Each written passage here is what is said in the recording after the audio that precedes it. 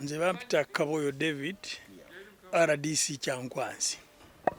RDC ku nsonga ya security naddala ndo RDC goba ku top ya district level ku bya security. Ku nsonga ya COVID-19 muli nteekateeka kize mulina okulaba nga muziyiza abo bava ebweru obutasaasanya bulwadde mu district yo? Sebe weebale nnyo adde. Yadde ndi ssentebe wa security committee ate nga ndi ssentebe wa COVID-19 task force. Ekikulu kya byonna si ffeffekka ng'abantu wano okuteekako amateeka agaffe. Oweekitiibwa pulezidenti w'eggwanga yalambika nga akozeseza n'abakugu okutubuulira engeri ki gye tuyinza okutambuza okulaba nga tuziyiza nga tulwanyisa COVID-19. Ekikulu ekiriwo nti ffe tugoberera okusa mu nkola omukulu by'aba ayogedde okulaba nti ffe ng'ekitundu kya Kyankwanzi nga Uganda yonna bw'agirambika naffe nga twenyingira mu ezo programs z'abaatuteereddewo okulwanyisa akawuka kano. So n'olwekyo fano nga task force tetukkiriza naffe nga bwe baga inter-district travels. Ezo twaziteeka mu nkola ne kati ne bwogenda ku boundaries zaffe waliwo abaziyiza abantu okuyingira. Teri muntu alina okuyingira oba okufuluma kuba district kuba ekiruubirirwa kwe kulaba nti bwe tutambuza controls zino eziriwo ennaku 42 ze baatuwa Uganda ejja kubekola analysis eryoka etegeere nti kati kino bwe kizeewo abantu balwadde nnyo oba kikendedde. Naye njagala kutegeeza Bannakyankwanzi kusooka nange kambeebazeeko abo bonna bagoberera kuba kati mbadde ntambulako nendaba ab'obutale bazizaawo washing points n'okwambala mask. Oyo yena n'abamaduuka bonna. Naye ekikulu ekiriwo naffe tugenda kulaba nga tureinforcinga ku abo aba bakyali adamant.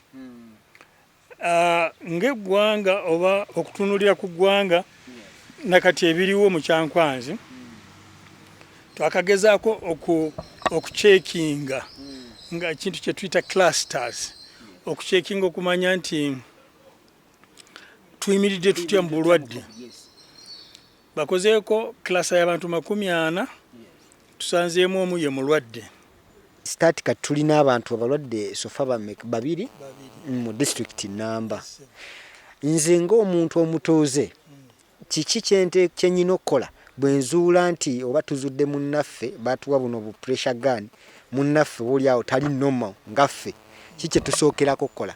Omuntu weewulira kuba symptoms bazitubuulira.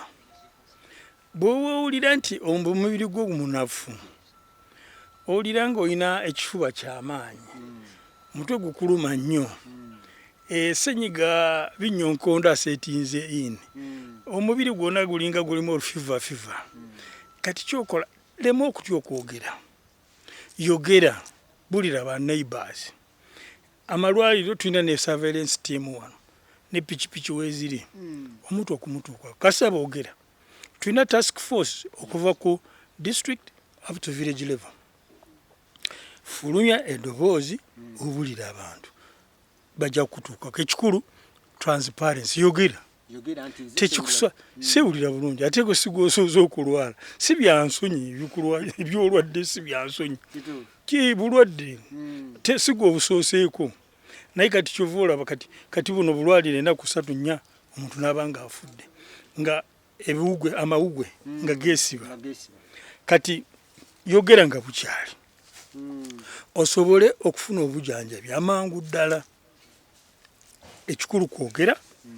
Komiti tuziina ku LC1 n'essimu zaffe bazifuna ne baddokita kati kyova olaba nga mbadde nebaza ne district medical team bakoze ate tubadde ne 9 vaccination centers zonna nga zikola abantu bakoze bulungi okujjako kati tukyalinze eddagala likomewo abaleeta eddala tulyoke tuddemu ate okubakuba vaccine.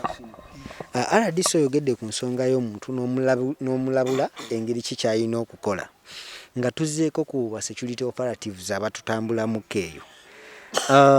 Kintu kidogo ono omumanyiko aweebwa abasirikale naddala olinga alina kyayagala okukola ekitali mu mateeka. Kati nga gavumenti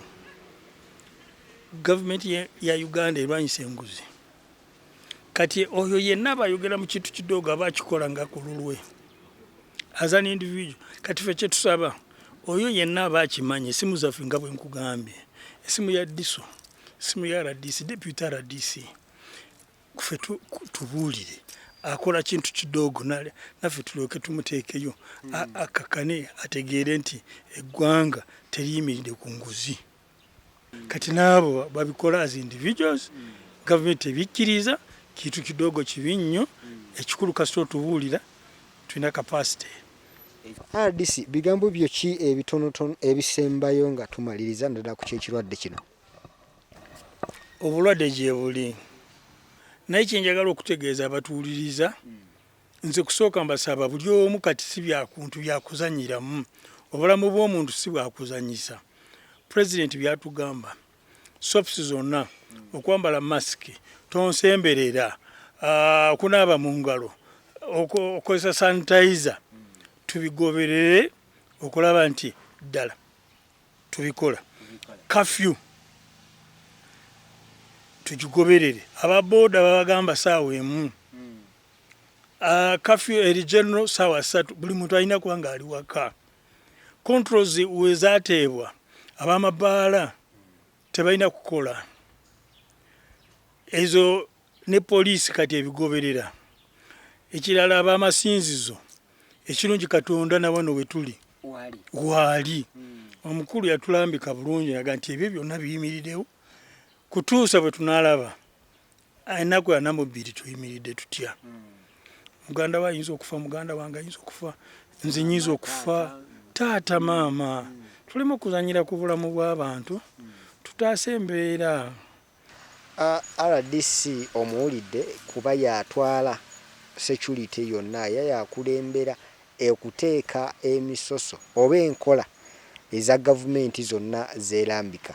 Ebigambo byayogedde bikulu, gwe ng'omuntu sekinoomu, kino kitandikira ku gwe ng'omuntu era nga bw'abadde atukubiriza. So abalabi mwenna abatulaba ku Focus TV twabagaye tuli Kyankwanzi, tuyogera okunoonya oba okumanya COVID-19 ensonga ekwatiddwa etya era ng'ava okwogera naffe RDC ekitegeeza ali mu position emanya buli kimu ekigenda mu maaso. Sigala nga weekuumiddeko, tovaawo.